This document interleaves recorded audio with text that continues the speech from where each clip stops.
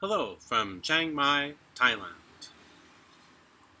Sandwiched between the visual and stylistic artistry of Franco Zeffirelli's Romeo and Juliet and the taut writing of Chris Nolan, Memento, my initial impression of Lab Kai Mo's debut film was not enthusiastic. Nearly 6 months later, a second helping of this saucy dick farce, literally, in the case of foreskin-stuck dick cheese Deepak, played with admirable zest and fun by Abdullah Kersawani, came across as a welcome breath of fresh air amidst the darkly themed documentaries, i.e. Rise Above, the Tri-Bait documentary, or indescribable tripe, secondary high, no redeeming value, that surrounded it at the 2003 Inside Out Festival in Toronto.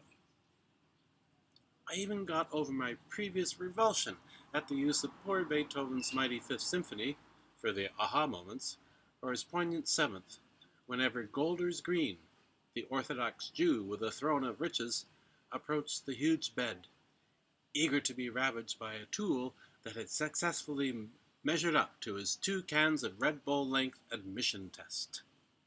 Curiously, the Verdi bits from Rigoletto seemed entirely appropriate, and the occasional accompaniment of whistling in the background conjured up scenes from Clint Eastwood's early work, and could easily be retitled For a Few Inches More.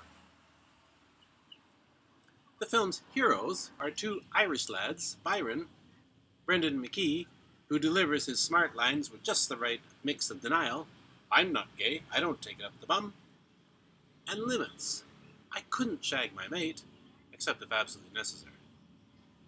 His apparently inexperienced buddy and poofter in training Kenny, Glenn Mulhern, whose charming innocence only fools his roommate, turns out to have a log of significance, and so can proceed, well, with gay abandon to the head of the line in the story's quest of relieving Golders of his cash.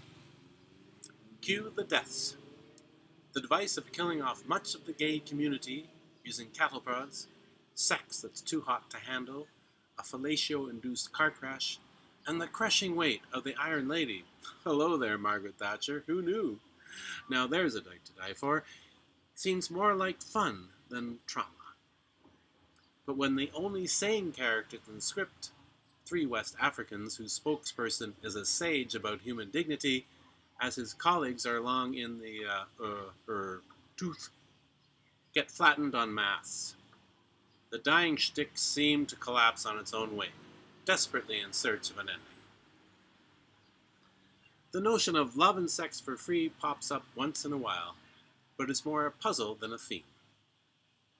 With a little person begging for attention despite his wee willy winky, the Queen, Michael Praed, right at home on the adulation throne, managing to stay faithful except on synagogue night, and the boys denying themselves to themselves, but happy to romp with others, we leave this comedy by the numbers, content in the cinematic reinforcement of gay promiscuity and size-driven envy.